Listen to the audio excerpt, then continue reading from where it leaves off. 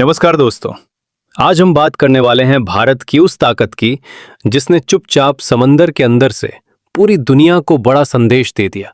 बंगाल की खाड़ी में भारत ने एक ऐसा परीक्षण किया जिसने देश की सामरिक शक्ति को नई ऊंचाई पर पहुंचा दिया। ये कोई आम हथियार परीक्षण नहीं था, ये भारत की समुद्री सुरक्षा और परमाणु क्षमता से जुड़ा बेहद अहम कदम था। भारत ने समुद्र के नीचे तैनात अपनी परमाणु पनडुब्बी से नई पीढ़ी की मिसाइल का सफल परीक्षण किया। इस परीक्षण का मतलब साफ है, अब भारत की ताकत सिर्फ जमीन और आसमान तक सीमित नहीं रही, समंदर के भीतर से भी भारत जवाब देने में पूरी तरह सक्षम है। ये मिसाइल लंबी दूरी तक मार करने में सक्षम है और इसे खास तौर पर दुश्मन को जवाब देने की रणनीति के तहत विकसित किया गया है। सबसे खास बात यह है कि यह परीक्षण पूरी तरह गोपनीय तरीके से किया गया, बिना किसी शोर शराबे के, लेकिन असर पूरी दुनिया में महसूस किया गया। इस मिसाइल की सबसे बड़ी ताकत इसकी सेकंड स्ट्राइक कैपेबिलिटी है। मतलब अगर भारत पर कभी परमाणु हमला होता भी है तो भारत समंदर के अंदर से तुरंत जवाब दे सकता है। ये क्षमता बहुत कम देशों के पास होती है और भारत अब उस चुनिंदा सूची में मजबूती से खड़ा है। इस परीक्षण के बाद ये साफ हो गया है कि भारतीय नौसेना अब सिर्फ समुद्री सुरक्षा तक सीमित नहीं, बल्कि रणनीतिक हमले और जवाबी कार्रवाई में भी पूरी तरह तैयार है।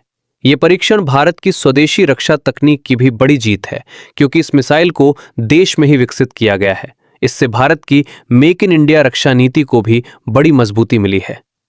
दुनिया के कई देश भारत की क्षमता को ध्यान से देख रहे हैं, क्योंकि ये सिर्फ एक मिसाइल टेस्ट नहीं, बल्कि शक्ति संतुलन का संकेत है।